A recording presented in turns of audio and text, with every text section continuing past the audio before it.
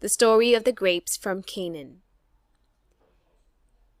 The Israelites stayed in their camp before Mount Sinai almost a year, while they were building the tabernacle and learning God's laws given through Moses. At last, the cloud over the tabernacle rose up, and the people knew that this was a sign for them to move. They took down the tabernacle and their own tents, and journeyed toward the land of Canaan for many days. At last, they came to a place just on the border between the desert and Canaan, called Kadesh, or Kadesh Barnea. Here they stopped to rest, for there were many springs of water and some grass for their cattle. While they were waiting at Kadesh Barnea and were expecting soon to march into the land which was to be their home, God told Moses to send onward some men who should walk through the land and look at it, and then come back and tell what they had found, what kind of land it was, and what fruits grew in it, and what people were living in it. The Israelites could more easily win the land if these men, after walking through it, could act as their guides and point out the best places in it, and the best plans of making war upon it. So Moses chose out some men of high rank among the people, one ruler from each tribe, 12 men in all.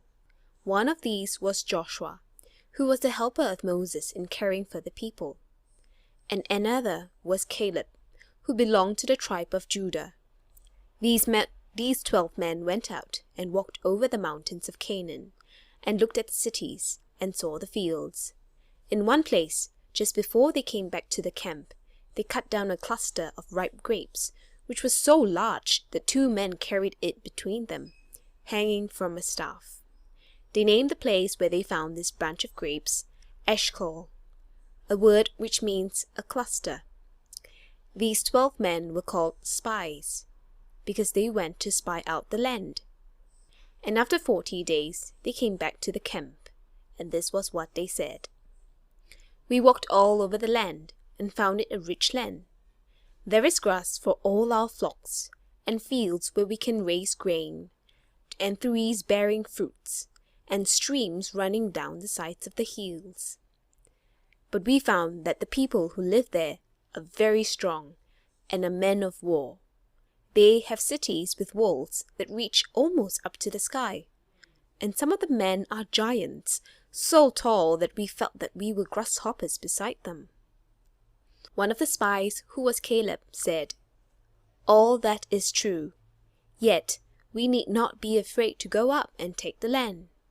It is a good land, well worth fighting for. God is on our side, and He will help us to overcome those people." But all the other spies except Joshua said, "No, there is no use in trying to make war upon such strong people. We can never take those walled cities, and we dare not fight those tall giants." And the people who had journeyed all the way through the wilderness to find this very land were so frightened by the words of the 10 spies that now, on the very border of Canaan, they dared not enter it. They forgot that God had led them out of Egypt, that He had kept them in the dangers of the desert, that He had given them water out of the rock, and bread from the sky, and His law from the mountain. All that night, after the spies had brought back their report, the people were so frightened that they could not sleep. They cried out against Moses, and blamed him for bringing them out of the land of Egypt. They forgot all their troubles in Egypt, their toil, and their slavery, and resolved to go back to that land. They said, "Let us choose a ruler in place of Moses, who has brought us into all these evils, and let us turn back to the land of Egypt." But Caleb and Joshua, 2 of the spies, said, "Why should we fear? The land of Canaan is a good land. It is rich with milk and honey.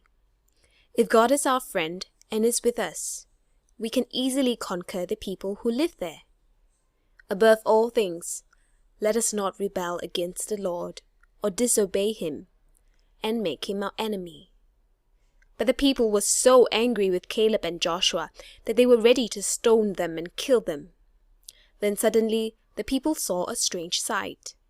The glory of the Lord, which stayed in the holies of holies, the inner room of the tabernacle, now fleshed out, and shone from the door of the tabernacle.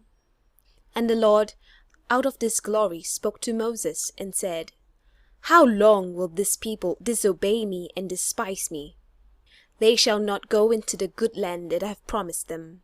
Not one of them shall enter in, except Caleb and Joshua, who have been faithful to me. All the people who are 20 years old and over it shall die in the desert, but their little children shall grow up in the wilderness. And when they become men, they shall enter in and own the land that I promised to their fathers. You people are not worthy of the land that I have been keeping for you. Now turn back into the desert, and stay there until you die. After you are dead, Joshua shall lead your children into the land of Canaan. And because Caleb showed another spirit, and was true to me, and followed my will fully, Caleb shall live to go into the land, and shall have his choice of a home there. Tomorrow, turn back into the desert by the way of the Red Sea.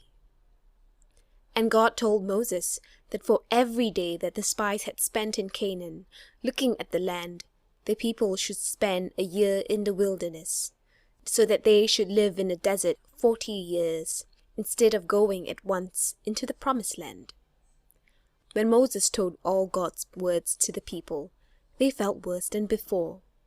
They changed their minds as suddenly as they had made up their minds. No, they all said, we will not go back to the wilderness. We will go straight into the land and see if we are able to take it, as Joshua and Caleb have said. You must not go into the land, said Moses. But the people would not obey. They marched up the mountain and tried to march at once into the land. But they were without leaders and without order, a mob of men, untrained and in confusion. And the people in that part of the land, the Canaanites and the Amorites, came down upon them and killed many of them, and drove them away. Then, discouraged and beaten, they obeyed the Lord and Moses, and went once more into the desert. And in the desert of Paran, on the south of the land of Canaan, the children of Israel stayed nearly 40 years, and all because they would not trust in the Lord.